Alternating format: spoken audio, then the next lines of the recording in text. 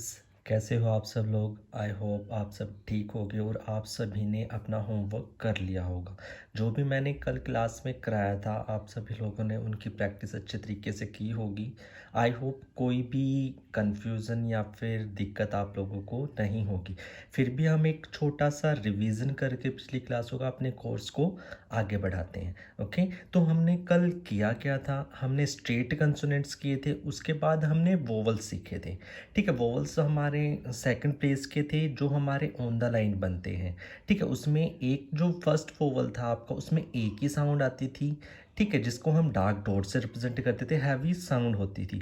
Second जो vowel था उसमें हमने क्या किया था, स्पेलिंग में ई था बट जो साउंड आ रही थी वो ए की साउंड आ रही थी, लाइट डॉट से रिप्रेजेंट कर रहे थे। उसके बाद हमने शॉर्ट फॉर्म्स को किया था जिसमें हमें कोई भी वॉल्स लगाने की जरूरत नहीं होती है, डायरेक्ट एक पर्टिकुलर साइन से ही हम अपने पूरे वर्ड को रिप्रेजेंट कर देते हैं।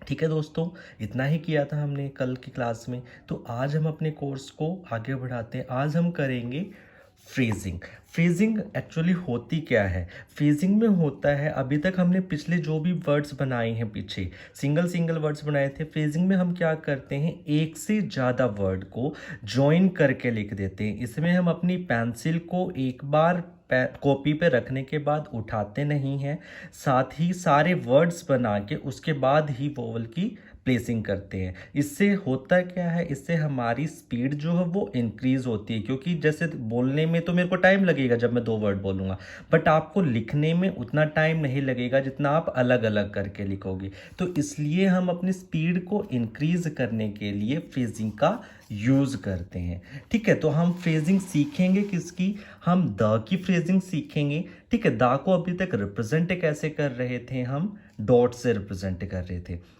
बट जब भी द की फ्रेजिंग हम किसी कंसोनेंट या किसी वर्ड के साथ करेंगे तो उसको एक टिक से रिप्रेजेंट करेंगे। ठीक है, ये जो टिक लगेगा वो आपका हमेशा कंसोनेंट के अपोजिट साइड होगा। ठीक है, जैसे वर्ड देख लेते हैं बी द। ठीक है, बीदा है, जैसे मैंने बी की तो हमने शॉर्ट फॉर्म पढ़ी थी। ठीक है, बी से रिप्रेजेंट करते हैं, इसके साथ ही मैंने एक टिक लगा दिया है जो रिप्रेजेंट किसको कर रहा है, अब द को रिप्रेजेंट कर रहा है। ठीक है, ये लाइट भी लगा सकते हो, डार्क भी लगा सकते हो, वो आपकी चॉइस है। ठीक है, जिस टाइप का कंसोनेंट ऊपर बना रहे हो, डार्क बना है तो डार्क बना दिया, लाइट बना रहे हो तो लाइटली बना दिया। ठीक है, तो इसको बनाते वक्त एक चीज का ध्यान रखना है कि आपका जब भी आप फ्रेजिंग करो तो उसमें पेंसिल ना उठाओ, बी के साथ ही दा क्या ऐसे टिक लगा देना है, पेंसिल बीच में नहीं उठानी है, अदरवाइज वो फ्रेजिंग नहीं होगी। अगर आप पेंसिल उठा रहे हो तो आप डॉट ही लगा दोगे, उससे अच्छा तो। ठीक है, तो फ्रेजिंग हम यूज क्यों करते हैं कि हमें पेंसिल को उठाना ना पड़े।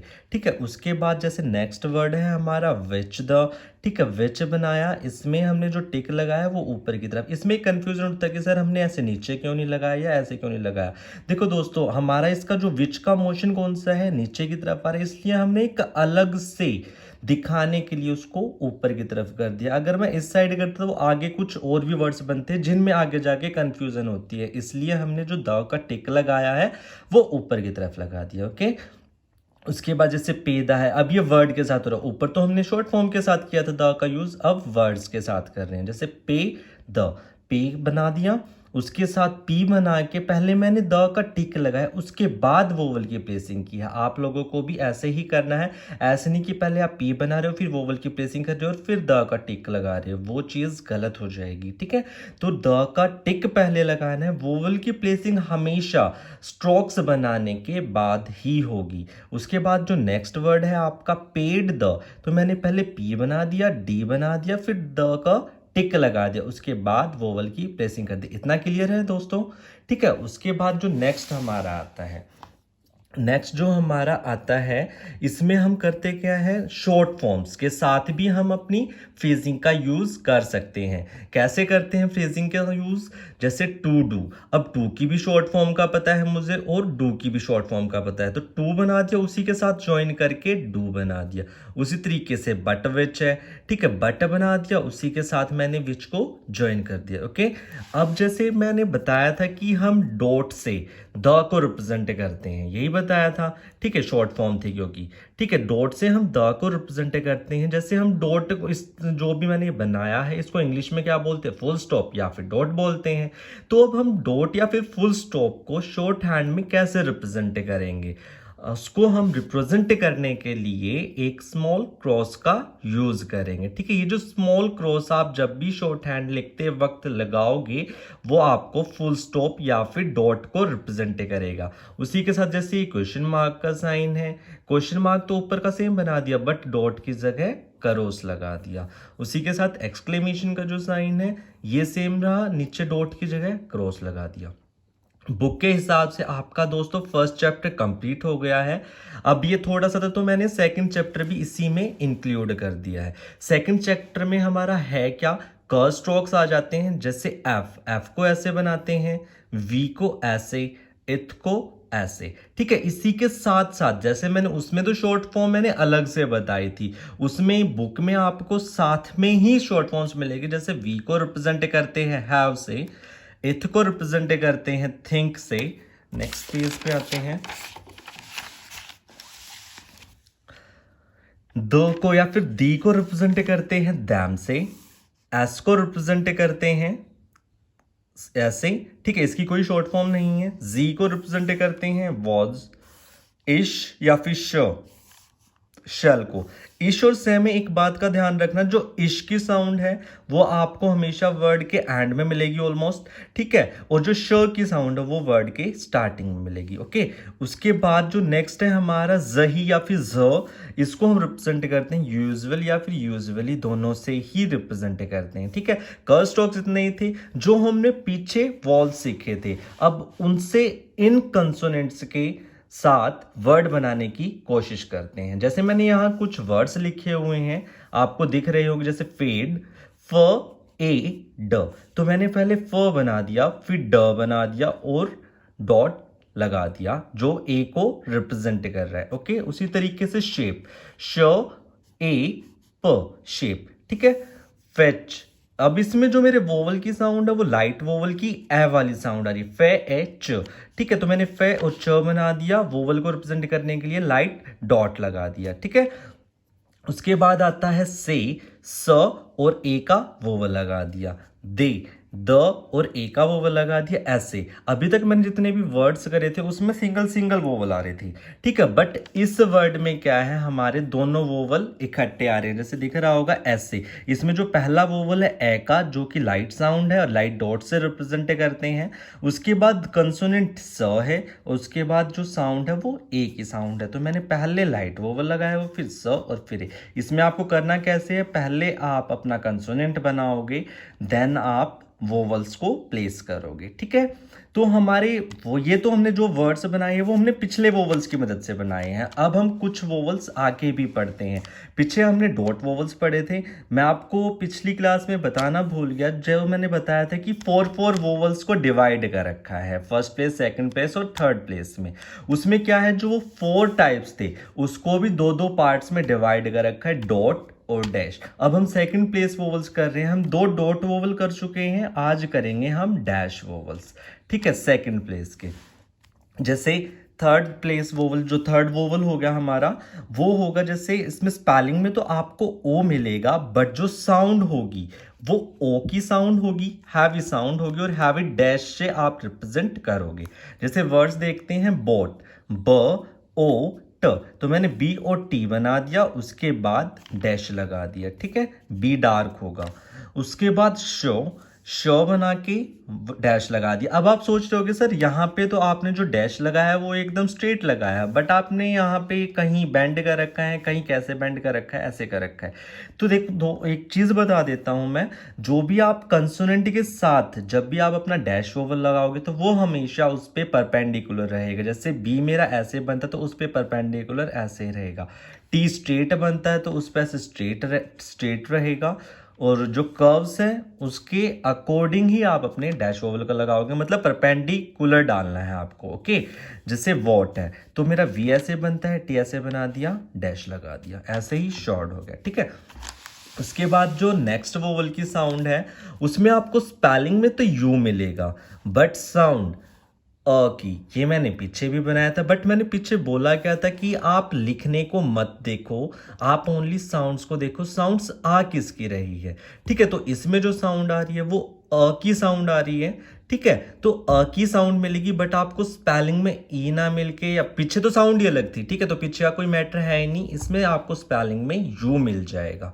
ठीक है, और साउंड किसकी होगी, की। लाइट साउंड होगी, लाइट डैश से रिप्रेजेंट करेंगे, जैसे अप। ठीक है, मैंने पी बना दिया, लगा दिया, के लिए लाइट डैश लगा दिया। अब इसमें आपको दिख रहा होगा कि भाई की साउंड आ रही है, बट ए वगैरह तो कहीं दिख ही नहीं रहा। तो मैंने बोला था स्पेलिंग में आएगा क्या, यू आएगा, तो यू ही आ रहा है स्पेलिंग में। ठीक है, उसी तरीके से अस, स बना के लिए लाइट डैश लगा दिया।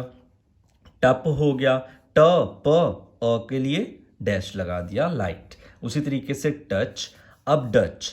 ठीक है, डच मैंने ऐसे बना दिया। अब ये एक मतलब नेम लगा लो या कुछ भी लगा लो, इसके नीचे मैंने एक डैश लगाया हुआ, मतलब इक्वल टू का साइन लगाया हुआ।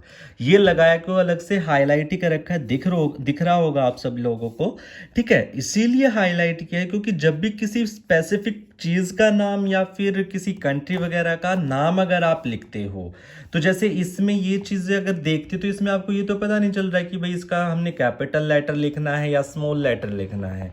तो इस चीज को रिप्रेजेंट करने के लिए कि इसका फर्स्ट लेटर कैपिटल होगा या फिर स्मॉल ही होगा, उस चीज को हाईलाइट करने के लिए हम इक्वल टू का साइन लगाते हैं कि इसका फर्स्ट लेटर कैपिटल होगा। फुल स्टॉप के बाद तो कॉमन सेंस की बात है कि आपको लेटर कैपिटल ही लिखना होता है, बट जब भी किसी सेंटेंस में किसी कंट्रीज वगैरह का स्पेसिफिक पर्सन का नाम आता है तो उसका फर्स्ट लेटर भी आपको कैपिटल लिखना पड़ता है।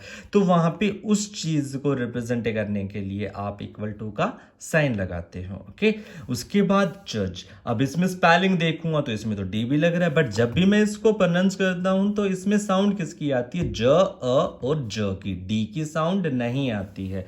तो इसलिए ज बनाया, के लिए वोवल लगा दिया, फिर से ज बना दिया। ठीक है, फिर से कह रहा हूं दोस्तों, अपने स्ट्रोक्स को बनाते वक्त पेंसिल मत उठाना जब तक आपका स्ट्रोक कंप्लीट ना हो जाए। तो आज की क्लास को यहीं फिनिश करते हैं। आई होप आप सभी लोग प्रैक्टिस ठीक से कर रहे होंगे।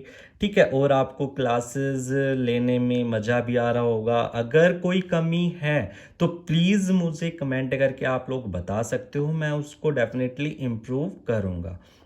ओके, तो कुछ स्टूडेंट्स ने बोला है कि सर आप लोग मतलब आप ब्लैक बोर्ड का यूज़ नहीं करते हो या फिर वाइट बोर्ड का यूज़ क्यों नहीं करते हो। तो दोस्तों देखो, हर एक टीचर का अपना अलग अलग तरीका होता है पढ़ाने का। मैं इसलिए बोर्ड का यूज़ नहीं करता हूँ क्योंकि आपको पता है कि शॉर्ट हैंड में ये जो लाइनिंग्स है इनका कितना यूज़ होता है।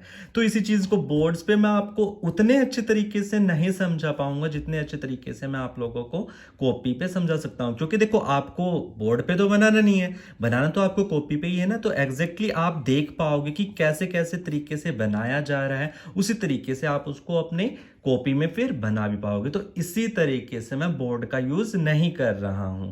ठीक है, ताकि आपको मैं और ज्यादा अच्छे तरीके से समझा सकूं। मेन मोटो है क्या, आप लोगों को समझाना। ठीक है, तो वो बोर्ड पे समझाऊं या फिर कॉपी में समझाऊं, बात तो एक ही है। मेन जो मोटो है वो आपको लोगों को समझाना ही है। तो आई होप आप लोग समझ गए होंगे और सब लोग एंजॉय कर रहे होंगे लॉकडाउन को। ठीक है, तो प्रैक्टिस ज़्यादा से ज़्यादा करो, जितनी ज़्यादा प्रैक्टिस करोगे उतना ज़्यादा अच्छे से आप कर पाओगे। और जैसा कि आप लोगों को पता है कि हमारा जो शॉर्ट हैंड का एग्ज़ाम होना था वो भी पोस्टपोन हो चुका है। तो दोस्तों, ये एक अपॉर्चुनिटी ही या कुछ भी लगा लो कि आप लोगों को प्रैक्टिस का सब लोगों को टाइम मिल चुका है। ठीक है, तो इसका फ़ायदा उठाओ, ज़्यादा से ज़्यादा टाइम प्रैक्टिस में लगाओ। जो आप पहले नहीं दे पा रहे थे वो अब दो। ठीक है, और एक चीज़ और बता देता हूँ, जो लोग स्पीड में हैं तो उनके लिए बोल रहा हूँ मैं। ठीक है, कि मैं कुछ दिनों में मैं डिक्टेशन का भी बैच स्टार्ट कर दूंगा, तो उसमें आपको 80 और 100 वर्ड पर मिनट के डिक्टेशंस मिल जाएगी। तो फिकर ना करो। ठीक है, और जुड़े रहो। और फिर से बोल रहा हूँ, मेरी वीडियो को ज़्यादा से ज़्यादा सब्सक्राइब करवा दो। ठीक है, लाइक करवा दो और शेयर कर दो दोस्तों। Okay, bye, thank you.